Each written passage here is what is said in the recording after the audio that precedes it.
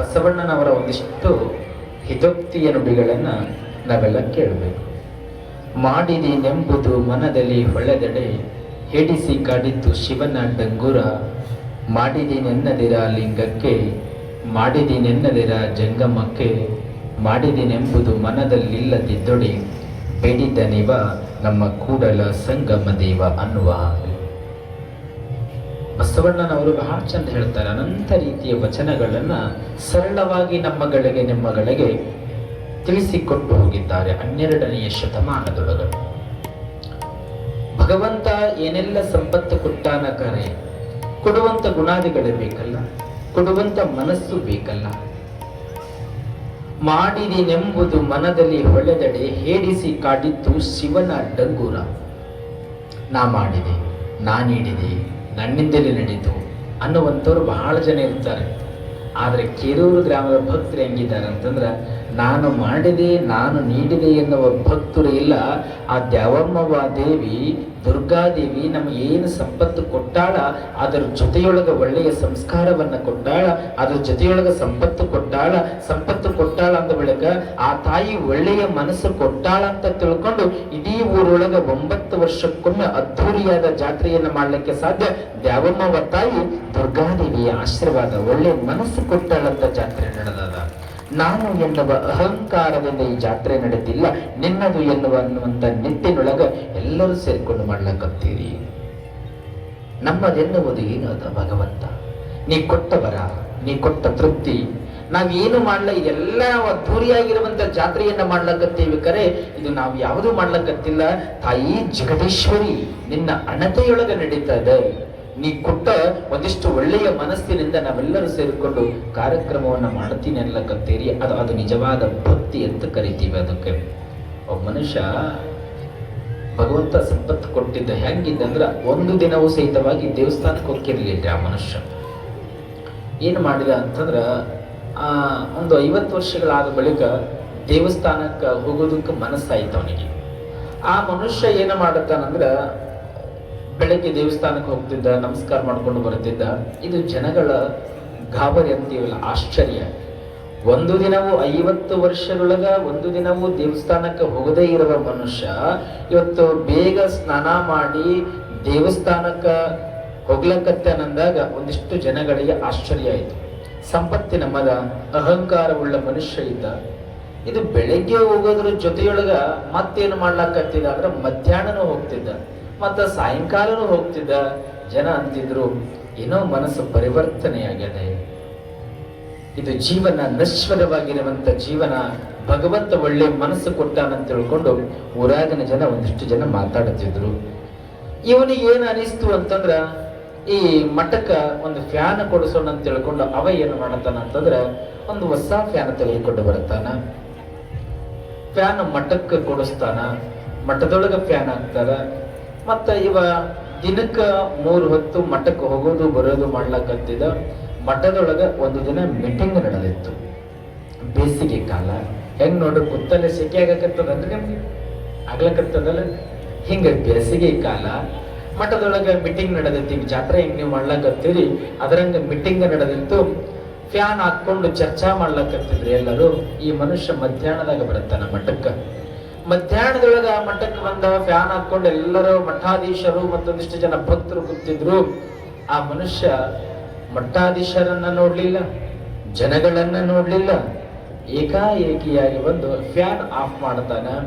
ಯಾವಾಗ fan of ಮಾಡಿದಾಗ ಸ್ವಾಮಿಗಳಂತಾರ, meeting ಮಾಡ್ಲಕತ್ತೀವಿ ಜಾತ್ರೆಯ ನಿಮಿತ್ತವಾಗಿ, ಫ್ಯಾನ್ ಅನ್ನ ಏತಕ್ಕಾಗಿ ಆಫ್ ಮಾಡಿದ್ರಿ ಅನ್ನುವಂತ ಮಾತು ಕೇಳಿದಾಗ, ಗುರುಗಳೇ ನಿಮಗೆ ಮಠದೊಳಗ ಚೆನ್ನಾಗಿ ನಾನು ಫ್ಯಾನ್ ಹಾಕೊಂಡು ಕುಳಿತುಕೊಳ್ಳೋದಕ್ಕಾಗಿ ನಾ ಫ್ಯಾನ್ ಕೊಡಿಸಿಲ್ಲ.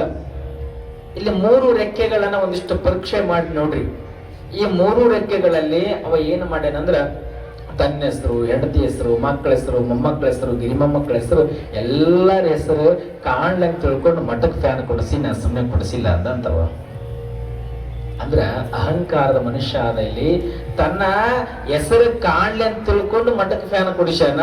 ಕೇರೂರು ಗ್ರಾಮದ ಭಕ್ತರು ಹೆಂಗಿದ್ದೀರಿ ಅಂತಂದ್ರ, ಇಲ್ಲಿ ಕೇವಲ ನಮ್ಮ ಹೆಸರುಗಳಿಗಾಗಿ ನಾವೆಲ್ಲ ಸ್ವಾರ್ಥತೆ ಇಟ್ಟುಕೊಂಡು ಈ ಜಾತ್ರೆಯನ್ನ ಮಾಡುತ್ತಿಲ್ಲ. ಇಲ್ಲಿ ಸುತ್ತ ಹತ್ತಳಿಗೆ ಕೇರೂರು ಗ್ರಾಮದ ಹೆಸರು ಬರಲಿ ಅಂತ ತಿಳ್ಕೊಂಡು ಜಾತ್ರೆ ಮಾಡ್ಲಕತ್ತಿರಲ್ಲ. ಇದು ನಿಜವಾದ ಜಾತ್ರೆ. ಅದಕ್ಕೆ ಪರಿವರ್ತನೆ ಆಗಬೇಕು. ನಾವು ಮಾಡಿದೆ, ನಾ ನೀಡಿದೆ ಅಂತಕ್ಕಂಥ ಅಹಂಭಾವ ನಮ್ಮಗಳಲ್ಲಿ ಯಾವುದು ಇಲ್ಲವ ಅಂತದ್ದು ಹಿಂಗ ನಾವು ತಿಳ್ಕೊಂಡು ದೇವಿಯ ಪಾರಾಯಣವನ್ನ ಮಾಡಬೇಕು. ಯಾವುದೇ ರೀತಿಯ ಸ್ವಾರ್ಥವನ್ನಿಟ್ಟುಕೊಂಡು ಪಾರಾಯಣವನ್ನ ಮಾಡೋದಲ್ಲ. ಕಷ್ಟಗಳು ಬಂದಾಗ ಆ ತಾಯಿಯ ಪಾರಾಯಣವನ್ನ ಮಾಡಿದರೆ ಕಷ್ಟದಿಂದ ಪಾರ ಮಾಡುವಂತ ಗ್ರಂಥ ಮೊದಲೇ ದಿನದಿಂದ ಹೇಳ್ಕೊತ ಬಲ್ಲಕತ್ತೀನಿ. ಇದು ಪಾರಾಯಣ ಗ್ರಂಥ ಕರೀತಾರೆ. ಈ ಪಾರಾಯಣ ಗ್ರಂಥವನ್ನ ಒಂದಿಷ್ಟು ವಿಧಗಳಿದ್ದಾವೆ. ಆ ವಿಧಗಳನ್ನ ಇಟ್ಟುಕೊಂಡು ನಾವು ಪಾರಾಯಣವನ್ನ ಮಾಡಬೇಕು. ಪಾರಾಯಣ ಮಾಡೋದು ನಮ್ಗೆ ತಿಳಿಯದೇ ಮಾಡತಕ್ಕಂಥವ್ರು ಬಹಳ ಜನ ಇದೀವಿ ನಾವೆಲ್ಲ. ದೇವಿ ಪಾರಾಯಣ ಮಾಡಬೇಕಂದ್ರೆ ಅಷ್ಟು ಸರಳವಾಗಿರುವಂತ ವಿಚಾರ ಅಲ್ಲ. ಒಬ್ಬ ಆ ದೇವಿಯ ಅನುಷ್ಠಾನ ಮಾಡತಕ್ಕಂಥವರಿಂದ ಆಗಿರಬಹುದು, ಆ ದೇವಿಯ ಪಾರಾಯಣವನ್ನ ಬಹಳ ದಿನಗಳ ಕಡೆಯಿಂದ ಅವರು ಸಹಿತವಾಗಿ ಗುರುವಿನ ಮಾರ್ಗ ಉಪದೇಶವನ್ನ ಪಡೆದುಕೊಂಡಿರ್ತಕ್ಕಂಥವರಿಂದ ಆ ಗ್ರಂಥವನ್ನ ತೆಗೆದುಕೊಂಡು ಬಂದು ಪಾರಾಯಣ ಮಾಡುವುದಕ್ಕೆ ಪ್ರಾರಂಭ ಮಾಡಬೇಕು. ನಾವೇನ್ ಮಾಡ್ತೀವಿ, ಪಾರಾಯಣ ಅಂತಂದ್ರೆ ಒಂದಿಷ್ಟು ಜನ ಅಂಗಡಿಯೊಳಗೆ ಪುಸ್ತಕ ಸಿಗುತ್ತದೆ, ಗ್ರಂಥ ಸಿಗ್ತದೆ, ತಾಯಿ ಗ್ರಂಥ. ಆ ಗ್ರಂಥವನ್ನ ತೆಗೆದುಕೊಂಡು ನಮ್ಮಷ್ಟಕ್ಕೆ ನಾವು ಏನಾದರೂ ಮಾಡಿದ್ರೆ ಒಂದಿಷ್ಟು ನಮಗೆ ತೊಂದರೆಗಳು ಕಾಡುತ್ತವೆ. ಅವಾಗ ನಾವು ದೇವಿ ಪಾರಾಯಣ ಮಾಡಿದೀವಿ, ನಮ್ಮ ಮನೆತನಕ್ಕೆ ಒಳ್ಳೇದಾಗ್ಲಿಲ್ಲ, ನಮ್ಮ ಮನೆತನಕ್ಕೆ ಕೆಟ್ಟಾಯಿತು, ಅಮ್ಮನ ಪೂಜೆ ಮಾಡಬಾರದು, ಮನೆಯೊಳಗ ಅಮ್ಮನ ಗ್ರಂಥವನ್ನ ಇಡಬಾರದು ಅಂತ ನಾವು ಒಂದಿಷ್ಟು ಜನ ಅಂತೀವಿ. ಅಮ್ಮ ಪಾರಾಯಣ ಅಂದ್ರ ಕಷ್ಟದಿಂದ ದೂರ ಮಾಡುವಂತ ತಾಯಿ. ಕಷ್ಟಗಳನ್ನ ನಮಗೆ ಏತಕ್ಕಾಗಿ ಕೊಡ್ತಾಳ? ಕಷ್ಟ ಬಂದಾಗ ಕಷ್ಟಗಳಿಂದ ದೂರ ಮಾಡ್ತಾಳ ಅಂದ ಬಳಿಕ ಕಷ್ಟವೇ ಬರೋದಿಲ್ಲ. ತಾಯಿ ಪಾರಾಯಣವನ್ನ ಮಾಡಿದ್ರೆ ಅದರ ವಿಧಾನಗಳು ಗೊತ್ತಿರಬೇಕಲ್ಲ, ವಿಧಾನಗಳನ್ನ ನಾವೆಲ್ಲ ತಿಳಿದುಕೊಳ್ಬೇಕಲ್ಲ. ವಿಧಾನಗಳನ್ನ ತಿಳಿಯಲಾರದೆ ಆ ತಾಯಿಯ ಗ್ರಂಥವನ್ನ ಮನೆಯೊಳಗೆ ತೆಗೆದುಕೊಂಡು ಬಂದು ಇಟ್ಟರೆ ಅಂದ್ರೆ ಒಂದಿಷ್ಟು ತೊಂದರೆಗಳು ನಿಮಗೆ. ಗುರುವಿನ ಮಾರ್ಗ ಉಪದೇಶದಿಂದ ಆ ಪಾರಾಯಣ ಗ್ರಂಥವನ್ನ ತೆಗೆದುಕೊಂಡು ಬಂದು ಮನೆಯಲ್ಲಿ ನೀವು ಪೂಜೆಯನ್ನ ಮಾಡಿದ್ರೆ ನಿಮಗೆ ಸುಖ ಆಗ್ತದ. ಮೊದಲು ಹೆಂಗಂತಂದ್ರೆ ಶಾಂತಿಯ ಪೂಜಾದಿಗಳಿಗಾಗಿ ಯಾವ ಕಂಬಳಿಯನ್ನ ಬಳಕೆ ಮಾಡ್ಕೋಬೇಕಂತಂದ್ರ ಬಿಳಿ ಕಂಬಳಿಯನ್ನ ನಾವು ಬಳಕೆ ಮಾಡಬೇಕು. ಪೂಜೆ ಕೂತಿರುವಂತ ಸಂದರ್ಭದಲ್ಲಿ ಮನೆಯೊಳಗೆ ಶಾಂತಿ ನೆಮ್ಮದಿ ಸದಾ ತುಂಬಿರಬೇಕು. ಮನೆಯೊಳಗೆ ಒಂದಿಷ್ಟು ತೊಂದರೆಗಳಿರ್ತದೆ, ತಕಲಾಟಗಳಿರ್ತದೆ, ಏನೋ ಒಂದು ಚಿಂತಾಸ್ಥಿತಿಯೊಳಗೆ ನಾವೆಲ್ಲ ಇರ್ತೀವಿ. ಈ ಗ್ರಂಥವನ್ನ ಬಿಳಿಯ ಕಂಬಳಿಯನ್ನ ಹಾಕಿಕೊಂಡು ಕುಳಿತುಕೊಳ್ಳುವುದರಿಂದ ನಮಗೆ ಶಾಂತಿ ಲಭಿಸ್ತದೆ. ಅದಕ್ಕೆ ಬಿಳಿ ಕಂಬಳಿಯನ್ನ ಹಾಕಿಕೊಂಡು ಈ ತಾಯಿಯ ಗ್ರಂಥ ಪಾರಾಯಣವನ್ನ ಮಾಡಬೇಕು. ಸುಖದ ಹಾದಿ, ಶಾಂತಿಯ ಹಾದಿ ನಮ್ಮಗಳಿಗೆ ನಿಮ್ಮಗಳಿಗೆ ಸಿಗ್ತದೆ ಅಂತಕ್ಕಂಥದ್ದು. ಒಂದಿಷ್ಟು ಜನ ವಶೀಕರಣವನ್ನ ಮಾಡತಕ್ಕಂಥವ್ರು ಇರ್ತಾರೆ. ಒಂದು ಮಾತು ಹೇಳಿಬಿಡ್ತೇನೆ ನಿಮಗೆ, ವಶೀಕರಣ ಅಂತಂದ್ರೆ ಈ ತಾಯಿಯ ಗ್ರಂಥವನ್ನ ಸ್ವಾರ್ಥ ಇಟ್ಟುಕೊಳ್ಳಾರ್ದ ನಿಸ್ವಾರ್ಥತೆಯಿಂದ ತಾಯಿಯ ಗ್ರಂಥ ಪಾರಾಯಣವನ್ನ ಮಾಡಿದ್ರೆ ಬಹಳ ಮನೆತನಕ್ಕೆ ಒಳ್ಳೇದಿದು. ಅಪ್ಪಿತಪ್ಪಿ ನಾನು ಇನ್ನೊಬ್ಬರಿಗೆ ಕೆಡಕು ಮಾಡಬೇಕು, ಅವರಿಗೆ ತೊಂದರೆಯನ್ನ ಮಾಡ್ಬೇಕಂತ ಹೇಳ್ಕೊಂಡು ವಶೀಕರಣವನ್ನ ಮಾಡತಕ್ಕಂಥವ್ರು ಒಂದಿಷ್ಟು ಜನ ಇರ್ತಾರೆ. ಎಲ್ಲರೂ ಇರೋದಿಲ್ಲ, ಒಂದಿಷ್ಟು ಜನ ಇರ್ತಾರೆ. ಇದು ಸತ್ಯತೆಯಿಂದ ಕೂಡಿತ್ತು ಅಂದ್ರೆ ಅವರಿಗೆ ಒಳ್ಳೇದಾಗ್ತದ, ಕೆಟ್ಟದೊಂದು ಆಗೋದಿಲ್ಲ. ವಶೀಕರಣ ಕೆಟ್ಟ ವಿಚಾರವನ್ನಿಟ್ಟುಕೊಂಡು ಈ ಗ್ರಂಥವನ್ನ ವಶೀಕರಣವನ್ನ ಮಾಡಿದರೆ ತನ್ನ ಸರಿಯಾದ ಮಾರ್ಗ ಉಪಾಧಿ ಇತ್ತು ಅಂದ್ರೆ ಅವನಿಗೆ ತೊಂದರೆ ಆಗ್ತದೆ. ತನ್ನ ತಪ್ಪುಗಳನ್ನೇ ಇಟ್ಟುಕೊಂಡು ಇನ್ನೊಬ್ಬರಿಗೆ ಕೆಡಕನ್ನ ಮಾಡುವುದಕ್ಕಾಗಿ ಆ ದೈವಿಯ ಗ್ರಂಥ ಪಾರಾಯಣವನ್ನ ಮಾಡಿದರೆ ತನಗೂ ಸಹಿತವಾಗಿ ತೊಂದರೆಗಳಾಗುವಂತ ಸಂದರ್ಭಗಳಿದಾವೆ. ಅದಕ್ಕೆ ಯಾವುದೇ ಆಸೆಗಳನ್ನ ಇಡಲಾರದೆ ತಾಯಿ ಜಗದೀಶ್ವರಿ ನಿನ್ನ ಹಣತೆ ನಿನ್ನ ಕೃಪೆ ಅಂತ ತಿಳ್ಕೊಂಡು ಯಾರು ಪಾರಾಯಣ ಮಾಡ್ತೀರಿ ಅವ್ರಿಗೆ ಬಹಳ ಒಳ್ಳೆಯದು. ವಶೀಕರಣ ಮಾಡ್ತಕ್ಕಂಥವ್ರು ಏನ್ ಮಾಡ್ತಾರೆ ಅಂದ್ರೆ ಕೆಂಪು ಕಂಬಳಿಯನ್ನ ಹಾಕಿಕೊಂಡು ತಾಯಿಯ ಗ್ರಂಥ ಪಾರಾಯಣವನ್ನ ಮಾಡ್ತಾರೆ. ದಯಮಾಡಿ ಕೆಟ್ಟ ವಿಚಾರಗಳನ್ನಿಟ್ಟುಕೊಂಡು ತಾಯಿಯ ಗ್ರಂಥ ಪಾರಾಯಣವನ್ನ ಮಾಡಬೇಡ್ರಿ. ಒಳ್ಳೆಯ ರೀತಿಯಿಂದ ತಾಯಿಯ ಗ್ರಂಥ ಪಾರಾಯಣವನ್ನ ಮಾಡ್ರಿ. ನಿಮ್ಮ ಮನೆತನಕ್ಕೂ ಒಳ್ಳೆಯದು, ನಿಮ್ಮ ಮಕ್ಕಳಿಗೆ ಒಳ್ಳೆಯದು. ಬಡತನ ಇದ್ರೆ ಬಡತನ ದೂರಾಗಿ ನಿಮ್ಮ ಮನೆತನಕ್ಕೆ ಸಂಪತ್ತು ವೃದ್ಧಿ ಆಗ್ತದೆ. ಎಂಥ ಕಷ್ಟಗಳೇ ಬರಲಿ, ಎಂಥ ಅನಂತ ರೀತಿಯ ದುಃಖಗಳು ಬರಲಿ, ಜೀವ ಹೋಗುವಂತ ಪ್ರಸಂಗಗಳು ಬಂದರೂ ಸಹಿತವಾಗಿ ನಾನು ಇದ್ದೀನಿ ತಿಳ್ಕೊಂಡು ಸ್ವಪ್ನದೊಳಗಳು ನುಡಿತಾವೆ. ನಿನ್ನಿಂದ ನಾ ಇರುತ್ತೀನಿ. ಎಂಥ ಕಠಿಣ ಪ್ರಸಂಗಗಳೇ ಬರಲಿ, ನಿನ್ನ ಮನೆತನ ನಾಶ ಆಗುವಂತ ಪ್ರಸಂಗಗಳು ಬಂದರೂ ಸಹಿತವಾಗಿ ನಿನ್ನ ಮನೆತನವನ್ನ ನಾ ಉಳಿಸ್ತೀನಿ ಅಂತ ತಿಳ್ಕೊಂಡು ತಾಯಿ ಬೆನ್ನ ಹಿಂದೆ ನಿಲ್ಲುತ್ತಾಳೆ. ಆ ತಾಯಿಯ ಪ್ರಾರ್ಥನೆ ಮಾಡಬೇಕಾದ್ರೆ ನಿಸ್ವಾರ್ಥತೆಯನ್ನು ಇಟ್ಟುಕೊಂಡು ತಾಯಿಯ ಗ್ರಂಥ ಪಾರಾಯಣವನ್ನ ಮಾಡಬೇಕು. ಇನ್ನ ಮನೆಯೊಳಗ ಭೂತ ಅಂತ ಯಾರಿಗಾರು ದೇವ್ ಬಿಡ್ಕೊಂಡಾರಂತಾರೆ ನೋಡ್ರಿ. ಯಾವಾಗಾದ್ರೂ ಚಿರ್ತನೆ ಚಿರೋದು ಮನೆಯೊಳಗೆ ಎಲ್ಲಾ ಕಡೆ ತೋರಿಸ್ಕೊಂಡು ಬರ್ತೀರಿ ನೀವೆಲ್ಲ. ಎಲ್ಲಿ ತೋರಿಸ್ಕೊಂಡು ಬಂದ್ರು ಸಹಿತವಾಗಿ ಗುಣಮುಖರಾಗೋದಿಲ್ಲ. ಆರೋಗ್ಯದೊಳಗೆ ಏರುಪೇರು ಆಗ್ತದೆ, ತೊಂದರೆ ಆಗ್ತದೆ. ಹೆಂಗ ನಮ್ಮ ಮನೆಯ ಜೀವನ ಅಂತ ಚಿಂತಾಜನಕ ಸ್ಥಿತಿಯೊಳಗೆ ಉಳಿದುಕೊಂಡಿರ್ತೀರಿ. ಒಬ್ಬೊಬ್ಬರಿಗೆ ಮಾಟ ಮದ್ದು ಪ್ರಯೋಗವನ್ನ ಮಾಡಿರ್ತಾರೆ. ಅಲ್ಲಿ ಮಳೆಗಳನ್ನ ಚುಚ್ಚಿದರೆ ಇವರ ದೇಹದೊಳಗೆ ಮಳೆಗಳು ಬರುತ್ತದ್ರಿ. ಬಹಳಷ್ಟು ಅಮಾಚಾರವನ್ನ ಮಾಡೋರಿದ್ದಾರೆ. ಅದು ಏನಂತಂದ್ರೆ ನಿಧಿಗಾಗಿ ಮಾಡುತ್ತಿರುತ್ತಾರೆ. ಅಂತ ಕೆಟ್ಟ ಜನಗಳು ಸಹಿತವಾಗಿದ್ದಾರೆ. ಇದು ಸತ್ಯವಾಗಲು ನಮ್ಮ ಕಣ್ಣೆದುರಿಗೆ ಕಂಡಿರುವಂತ ಘಟನೆಗಳು ನೋಡಿದೀವಿ ನಾವು ಸಣ್ಣ ವಯಸ್ಸಿದ್ರು ಸಹಿತವಾಗಿ. ನಮಗ ಅಲ್ಲಿ ಮಳೆ ಚುಚ್ಚಿದ್ರೆ ಇಲ್ಲಿ ಹೆಂಗ ಬರುತ್ತದ ಗುರುಗಳೇ ಅನ್ನೋದಲ್ಲ. ಬಟ್ಟೆಗಳನ್ನ ತೆಗೆದುಕೊಂಡು ಹೋಗಿ ಅನಂತ ರೀತಿಯ ತೊಂದರೆಗಳು ಮಾಡೋರಿದ್ದಾರೆ. ಬಟ್ ಇದು ಸ್ವಲ್ಪ ನಿಮ್ಮ ಕ್ಷಣ ಮಾತ್ರಕ್ಕೆ ಒಂದಿಷ್ಟು ವರ್ಷಗಳ ಕಾಲ ತೊಂದರೆ ಕೊಡಬಹುದು. ತಾಯಿಯ ಗ್ರಂಥವನ್ನ ಸ್ವತಃ ಭೂತ ಯಾರಿಗೆ ಬಡದಿರ್ತಾರ ಅವರೇ ಪಾರಾಯಣವನ್ನ ಮಾಡಿದ್ರೆ ಯಾರು ನಿಮಗೇನು ತೊಂದರೆ ಕೊಟ್ಟಿರ್ತಾರಲ್ಲ ಅವರ ಮನೆತನಗಳೇ ಉಳಿಯುವುದಿಲ್ಲ.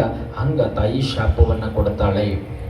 ಅದಕ್ಕೆ ಎಂಥ ಪ್ರಸಂಗಗಳು ಬಂದರೂ ಸಹಿತವಾಗಿ ಯಾರಿಗೆ ಭೂತ ಬಡದಿರ್ತದೆ, ಯಾರಿಗೆ ದೆವ್ವ ಬಡದಿರ್ತದೆ, ಸ್ವತಃ ಅವರಿಗೆ ಓದಲಿಕ್ಕೆ ಬಂದ್ರೆ ಅದೇ ಆ ಗ್ರಂಥವನ್ನ ಸರಿಯಾದ ವಿಚಾರವನ್ನಿಟ್ಟುಕೊಂಡು ಅವರು ಪಾರಾಯಣವನ್ನ ಮಾಡಿದ್ದೇ ಕರೆ ಆದ್ರೆ ಯಾವ ಆಸ್ಪತ್ರೆಗಳು ಹೋಗುವುದು ಬೇಕಾಗಿಲ್ಲ, ಯಾವ ತತ್ವ ವಾಕ್ಶುದ್ಧಿ ಪುರುಷರಲ್ಲಿ ಹೋಗೋದು ಬೇಕಾಗಿಲ್ಲ, ಯಾವ ಮಂತ್ರ ತಂತ್ರವನ್ನ ಮಾಡತಕ್ಕಂಥ ಸ್ವಾಮೀಜಿಗಳವರ ಬಳಿಯೂ ಸಹಿತವಾಗಿ ಹೋಗುವಂತ ಅವಶ್ಯಕತೆ ಇಲ್ಲ.